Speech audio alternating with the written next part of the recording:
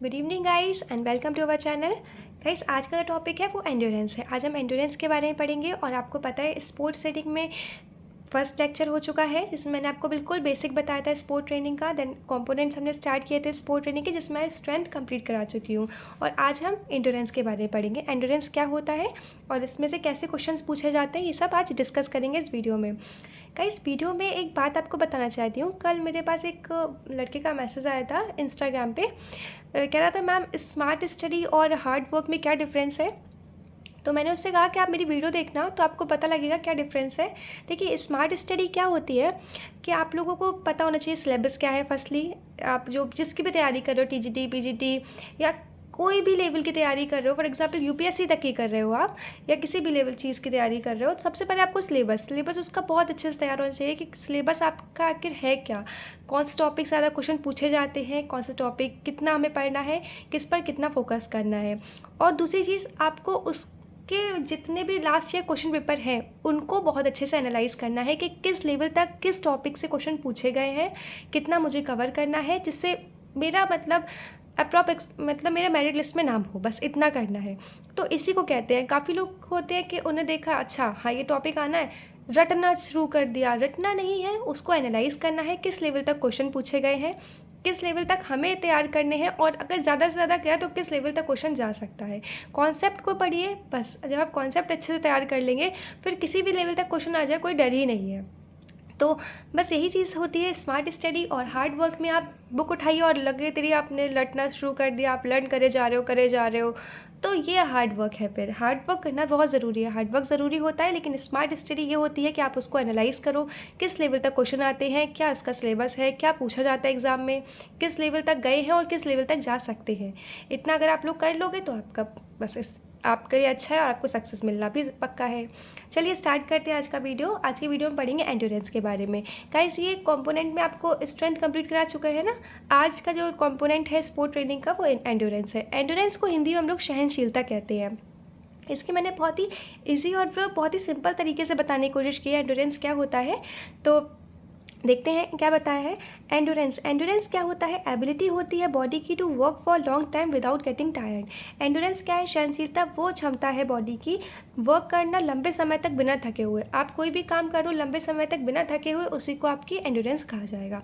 Endurance एक और definition दी है, endurance is the ability to sustain an activity. Endurance वो क्षमता है सस्टेन करने के लिए किसी भी एक्टिविटी को, उसको एंड्योरेंस कहा जाता है।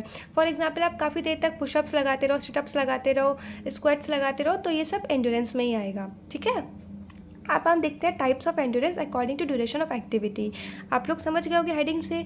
टाइप्स देखेंगे एंड्योरेंस के, किस अकॉर्डिंग देखेंगे? ड्यूरेशन ऑफ एक्टिविटी के, कि वो एक्टिविटी का समय अवधि कितनी है, उस ड्यूरेशन के अकॉर्डिंग टाइप ऑफ एंड्योरेंस देखने हैं। गाइस इससे एक तो क्वेश्चन पूछे गए हैं, कैसे क्वेश्चन पूछे गए हैं बताती हूँ। सबसे पहला है, आप टाइप्स ऑफ एंड्योरेंस 4 होते हैं ड्यूरेशन ऑफ एक्टिविटी के अकॉर्डिंग। कौन कौन से? स्पीड एंड्योरेंस होता है, short term, basic short term होता है, लॉन्ग टर्म होता है, मिडिल टर्म होता है। सबसे पहले देखेंगे स्पीड एंड्योरेंस को। स्पीड एंड्योरेंस से आप लोग समझ रहे होंगे, इसके वर्ड से ही आपको समझ में आ जाएगा क्या मतलब है इसका। स्पीड एंड्योरेंस वो एबिलिटी होती है टू रेजिस्ट करना फैटिग को एक्टिविटीज़ अप टू 45 सेकेंड। ऐसी एक्टिविटीज़ जो 45 सेकेंड्स तक होती हैं उसको हम लोग स्पीड एंड्योरेंस कहते हैं। ठीक है, ये किस पर डिपेंड होती है? ये जो स्पीड एंड्योरेंस होती है डिपेंड होती है आपकी पावर और कैपेसिटी पर, आपकी पावर पर, शक्ति पर और कैपेसिटीज़ पर आपकी डिपेंड होती है। ये चीज़ को देखो, कई सबसे ज़्यादा मतलब इन्हीं चीज़ों को पूछा जाता है। सबको पता है कि डेफिनेशन, एग्जाम में कोई पता है डेफिनेशन, आपको अच्छे से पता होगा। क्या चीज़ नहीं पता हो सकता है डिपेंड ना पता हो कि किस चीज़ पर डिपेंड रहती है स्पीड एंड्योरेंस, तो वो यहाँ से क्वेश्चन पूछ सकते हैं। और हम लोग भी कभी कभी स्किप कर देते हैं कि स्पीड एंड्योरेंस का अच्छा ये तो पता लग गया, डेफिनेशन क्या है, एग्जाम्पल क्या है, लेकिन किस चीज़ पर डिपेंड होती हैं ये हम लोग कभी कभी, तो इसको भी अच्छे से फोकस करना है कि स्पीड एंड्योरेंस किस पर डिपेंड होती है? आपकी पावर पर और कैपेसिटी पर। स्पीड एंड्योरेंस किस पर डिपेंड होती है? पावर और कैपेसिटी पर।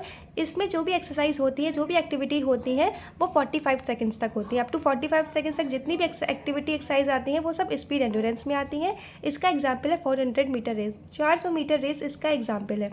ये किस पर डिपेंड है? पावर और कैपेसिटी पर। ठीक है, आपको ये क्लियर हो गया। अब देखते हैं हम लोग देखेंगे, सॉरी ये है शॉर्ट टर्म एंड्योरेंस क्या होता है। शॉर्ट टर्म एंडोरेंस वो एबिलिटी होती है to resist fatigue in activities lasting from about 45 seconds to 2 minute. Short term endurance वो होता है, इसमें वो एबिलिटी होती है टू रेसिस्ट करना फटीग को एक्टिविटीज़ में lasting from about 45 seconds to 2 minute. ऐसी एक्टिविटीज़ जो 45 सेकेंड से 2 मिनट तक होती हैं वो सब शॉर्ट टर्म एंडोरेंस में आती है। ये किस पर डिपेंड होती है? स्ट्रेंथ एंडोरेंस, स्पीड एंडोरेंस दोनों पर डिपेंड होती है ये। इसके एग्जांपल है 800 metre race, wrestling, these are the example of short term endurance. अब आपको ये ध्यान रखना है, जो स्पीड एंडोरेंस थी वो पावर और कैपेसिटी पर डिपेंड थी। शॉर्ट टर्म किस पर डिपेंड है? स्ट्रेंथ एंडोरेंस और स्पीड एंडोरेंस दोनों पर डिपेंड, यानी कि शक्ति सहनशीलता और गति सहनशीलता दोनों पर डिपेंड होती है शॉर्ट टर्म एंडोरेंस। इसके एग्जांपल आपको क्लियर हो गए। नेक्स्ट देखेंगे middle term endurance. Middle term endurance क्या होता है? ऐसी एक्टिविटीज़ जो 2 मिनट से लेकर 8 मिनट के बीच होती हैं उनको रखते हैं किसमें? मिडिल टर्म एंडोरेंस में रखते हैं। ये किस पर डिपेंड होती है? ये भी स्ट्रेंथ और स्पीड एंडोरेंस दोनों पर डिपेंड होती हैं, यानी कि गति सहनशीलता और शक्ति सहनशीलता पर। इसके एग्जाम्पल है 1500 मीटर, 3000 मीटर, ये एग्जाम्पल किसके हैं? मिडिल टर्म एंडोरेंस की, यानी कि 1500 मीटर रेस, 3000 मीटर रेस, ये सब एग्जाम्पल मिडिल टर्म एंडोरेंस की होती है। बहुत सिंपल सा है। देखो, जो हम सबसे पहले हमने कौन सी बात थी? स्पीड एंडोरेंस, वो 45 सेकेंड्स तक होती है। मतलब जितनी भी एक्टिविटीज़ जो 45 सेकेंड्स तक होती हैं वो होती हैं स्पीड एंडोरेंस में। तो वो किस में आती है? 45 सेकेंड्स तक जिसमें आती है वो किस पर डिपेंड होती है? आपकी पावर और कैपेसिटी पर। शॉर्ट टर्म इसमें क्या डिपेंड करता है? आपका जो भी एक्सरसाइज होती है 45 सेकेंड से 2 मिनट के बीच में आती है वो सब शॉर्ट टर्म में होती है। ये किस पर डिपेंड करती है? Strength endurance and speed endurance पर। इसके एग्जाम्पल बता दिए। मिडिल टर्म जो 2 मिनट से लेकर 8 मिनट तक होती है, ये भी स्ट्रेंथ और स्पीड एंडोरेंस पर डिपेंड करती है। अब लॉन्ग टर्म क्या होती है? जो 11 मिनट से ज़्यादा होती हैं वो सब किस में आती हैं? लॉन्ग टर्म एंडोरेंस में आती हैं। फॉर एग्जांपल मैराथन्स हो गई, क्रॉस कंट्री हो गई, कबड्डी हो गई, ये सब किस में आती हैं? लॉन्ग टर्म एंडोरेंस में आती हैं। तो इतना क्लियर हो गया। ये डिपेंड याद रखना कौन सी किस पर डिपेंड है, ऑप्शन में बिल्कुल पूछ सकते हैं ये आपसे।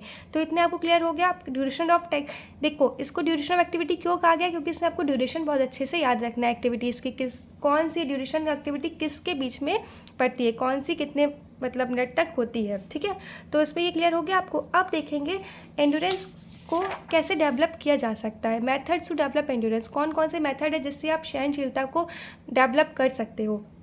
गाइस, ये जो स्टार्टिंग है आप 3 देख रहे हो ना, कॉन्टीन्यूअस, इंटरवल, फार्टलिंग, ये मोस्ट इंपॉर्टेंट है। इनसे क्वेश्चन ही आते हैं। एंडोरेंस में जो क्वेश्चन सबसे ज़्यादा देखोगे आप वो कॉन्टीन्यूअस, इंटरवल, फार्टलिंग से देखोगे।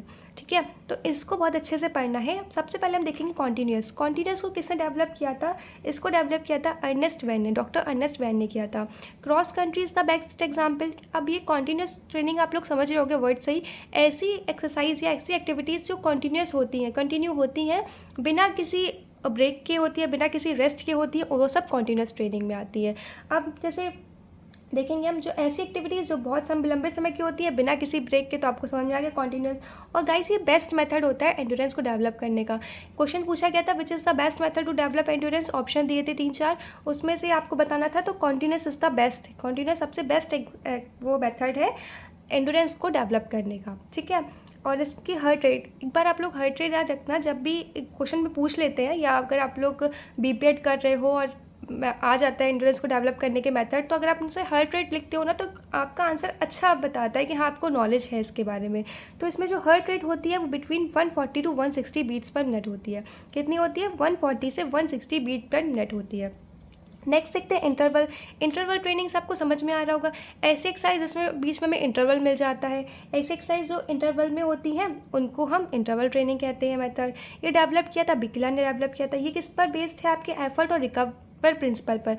गाइस, ये पॉइंट बहुत बार पूछा जा चुका है। इंटरवल ट्रेनिंग किस पर बेस्ड होती है? याद रखिएगा, एफर्ट एंड रिकवर प्रिंसिपल पर ये बेस्ड होती है। इसमें हार्ट रेट कितनी, जैसे कि आपको बताया, देखो इंटरवल ने बताया ना कि इसमें वर्क करना होता है, देन फिर आपको रेस्ट मिलता है, देन फिर आप वर्क करोगे, फिर रेस्ट मिलेगा, फिर वर्क, फिर रेस्ट। तो उस रेस्ट में हार्ट रेट कितना होता है और उस वर्क में हार्ट रेट कितना होता है ये बताती हूँ।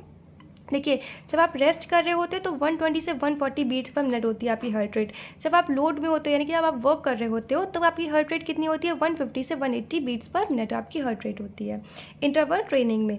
तो हार्ट रेट याद जरूर रखना है आपको। और लास्ट है फार्टलेग ट्रेनिंग। फार्टलेग ट्रेनिंग क्या है, इसको किसने डेवलप किया था? कोस्टा होमर ने किया था। फार्टलेग एक स्वीडिश वर्ड है, स्वीडिश वर्ड है जिसका मतलब होता है स्पीड प्ले। ये बहुत बार क्वेश्चन पूछा गया है। फार्टलेग कैसा वर्ड है? एक स्वीडिश वर्ड है जिसका मतलब होता है स्पीड प्ले। इसमें हार्ट रेट कितनी होती है? इसमें 140 से 180 बीट पर मिनट हार्ट रेट होती है। कितनी होती है? 140 से 180 बीट पर मिनट हार्ट रेट होती है। गाइस इसमें याद रखना है, इस मेथड में क्या होता है कि जो स्पीड होती है वो प्री प्लान नहीं होती है। आपको स्पीड आपको मतलब कोई भी जगह दे देंगे, आपको हिल्स दे देंगे, फॉरेस्ट दे देंगे, आपको मडी रोड्स दे देंगे, आपको कुछ भी दे देंगे, उसमें आपकी स्पीड जो है प्री प्लान नहीं करेंगे। आपको अपनी स्पीड के अकॉर्डिंग इंडिविजुअल पर, जो भी इंडिविजुअल करता है ये मेथड मतलब ये ट्रेनिंग करता है, उसको उसकी अपनी होती है, अपनी खुद की इच्छा होती है, आपको कितना आपको स्पीड आपकी प्री प्लान नहीं होती है इसमें। बस ये था। इसमें जो ड्यूरेशन होती है ट्रेनिंग की डिपेंड करती है एक्सपीरियंस पर एथलीट के, but most probably it last a minimum of 45 minutes. इसमें कम से कम आपको मिनिमम 45 मिनट्स तक ये ट्रेनिंग करनी होती है। ठीक है, तो आपको समझ में आ गया कॉन्टिन्यूस सबसे बेस्ट मेथड था ट्रेनिंग का। इंटरवल जिसमें आपको बीच में इंटरवल मिलता है। फार्टलेग में स्पीड वगैरह प्री प्लान नहीं होती हैं, कम से कम ये जो ट्रेनिंग होती है 45 मिनट तक करनी होती है। और ये कुछ और मेथड्स थे गाइस भी। लास्ट ईयर क्वेश्चन पेपर जब मैं आपके लिए ढूंढ रही थी, कल जो आपको पता है कल फिर क्वेश्चन आएंगे, 20 क्वेश्चन आएंगे, वर्ड क्वेश्चन आएंगे। गाइस क्वेश्चन ज़रूर सॉल्व किया करो। जो लोग पूछ रहे हैं ना हार्ड मतलब क्या हार्ड स्टडी है और क्या स्मार्ट स्टडी है, तो गाइस क्वेश्चन सॉल्व करो। क्वेश्चन जितने सॉल्व करोगे, बार बार बोलती हूँ क्वेश्चंस रिपीटेड होते हैं, हर बार रिपीट होते हैं क्वेश्चंस, तो जितने क्वेश्चन सॉल्व करोगे आधे से ज़्यादा पेपर आपका उसी में निकल जाएगा, है ना।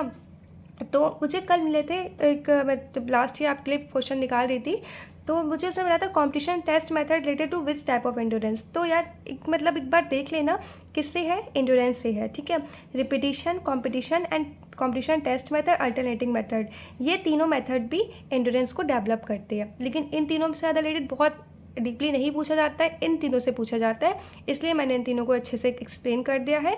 बाकी आप लोग इन तीनों को भी याद रखोगे। रिपीटिशन मेथड भी आपकी एंड्योरेंस को डेवलप करता है, कॉम्पिटिशन एंड टेस्ट मेथड भी, अल्टरनेटिंग मेथड भी। ठीक है, और गाइस मैं बहुत जल्द लाइव आने वाली हूँ। आफ्टर 5 मई के बाद मैं कभी भी लाइव आ सकती हूँ, तो आपसे बहुत सारे बातें करेंगे, आपको एक बहुत अच्छी न्यूज़ देंगे, और जो भी आपको पूछना चाहते हो मुझसे, आप लाइव मुझसे पूछ सकते हो, और मैं कोशिश करूँगी कि आप ज़्यादा से ज़्यादा लोग मुझे ज्वाइन करेंगे लाइव में।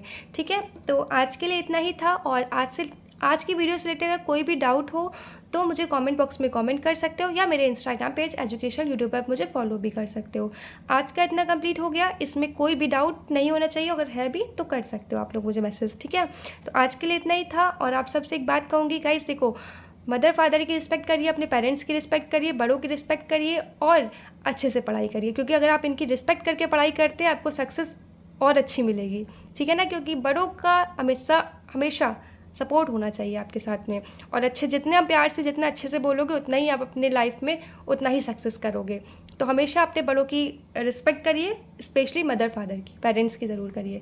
ठीक है, तो आज के लिए इतना ही था। सेशन में नेक्स्ट वीडियो आएगी 1 वर्ड क्वेश्चन पर, जिसमें आपके 20 क्वेश्चन होंगे, आपको रिप्लाई देने होंगे, और इसमें आपको सॉल्व कराऊंगी मोस्टली क्वेश्चंस, जो नहीं होंगे वो मैं आपको बताऊंगी। ठीक है, आज के लिए इतना ही था। सो बाय बाय, टेक केयर।